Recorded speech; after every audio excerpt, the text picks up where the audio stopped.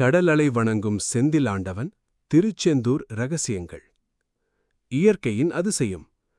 பொதுவாக முருகனின் அறுபடை வீடுகள் என்றாலே நம் நினைவுக்கு வருவது மலைக்கோவில்கள்தான்.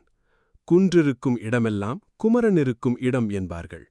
ஆனால் இந்த விதியை உடைத்து ஆர்ப்பரிக்கும் அலைகளுக்கு நடுவே கடற்கரையில் கம்பீரமாக வீற்றிருக்கிறார் செந்திலாண்டவன். அதுதான் திருச்செந்தூர். மலையில் அல்லாமல் கடற்கரையில் அமைந்த ஒரே படை வீடு இதுதான். ஏன் இங்கே அமைந்தது? இதன் பின்னணியில் இருக்கும் சுவாரஸ்யமான ரகசியங்களை இந்த வீடியோவில் பார்ப்போம். கடல் ஏன் உள்ளே வருவதில்லை? திருச்செந்தூர் கோவில் கடல் மட்டத்திலிருந்து மிக குறைந்த உயரத்தில்தான் இருக்கிறது. 2004ஆம் ஆண்டு சுனாமி வந்தபோது ஒட்டுமொத்த தமிழக கடற்கரையும் தத்தளித்தது. ஆனால் திருச்செந்தூரில் ஒரு அதிசயம் நடந்தது. கடல் அலைகள் கோவிலுக்குள் வராமல் பின்வாங்கி சென்றதை மக்கள் நேரில் பார்த்தார்கள். கடலரசனே முருகனை வணங்கி வழிவிழுகிறான் என்பது பக்தர்களின் நம்பிக்கை. அறிவியல் ரீதியாக பார்த்தால் நம் முன்னோர்கள் அந்த பாறைகளின் அமைப்பை அத்தனை துல்லியமாக தேர்ந்தெடுத்து கட்டியிருக்கிறார்கள். ரகசியம் 2. நாழிக்கிணறு உப்புக்கடலில் ஒரு நன்னீர் ஊற்று.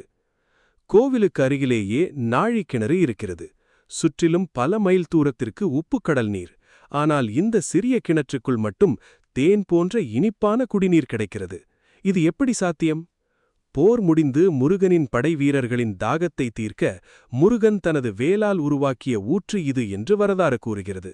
இன்றும் லட்சக்கணக்கான பக்தர்கள் இதில் நீராடினாலும் இந்த நீர் வற்றுவதுமில்லை, உப்பு நீராக மாறுவதுமில்லை. ரகசியம் 3. ராஜகோபுரத்தின் மர்மம். திருச்செந்தூரின் ராஜகோபுரம் கிழக்கு நோக்கி இல்லாமல் மேற்கு நோக்கி இருக்கிறது. ஏன் தெரியுமா? கோவில் கடலோரம் இருப்பதால் கடல் காற்று மற்றும் உப்பு அரிப்பால் கோபுரம் பாதிக்கப்படக்கூடாது என்பதற்காக மிக நுணுக்கமாக மேற்கு நோக்கி கட்டப்பட்டுள்ளது. 157 அடி உயரமுள்ள இந்த கோபுரம் கப்பலில் வருபவர்களுக்கு ஒரு கலங்கரை விளக்காக அக்காலத்தில் பயன்பட்டதாம். தூரத்திலிருந்து பார்த்தால் இந்த கோபுரமே ஒரு ஓம் வடிவத்தின் அங்கமாக தெரியும். போர் நடந்த இடமான திருச்செந்தூர் இன்று அமைதியின் இருப்பிடமாக இருக்கிறது. அலைகளின் ஓசையும் ஓம் சரவணபவ என்னும் மந்திரமும் ஒன்றாக ஒலிக்கும் இந்த தலம் ஆன்மீகம் மற்றும் அறிவியலின் சங்கமம். நீங்களும் திருச்செந்தூர் சென்றபோது இப்படிப்பட்ட அதிசயங்களை உணர்ந்தீர்களா? உங்கள் அனுபவத்தை கமெண்டில் சொல்லுங்கள்.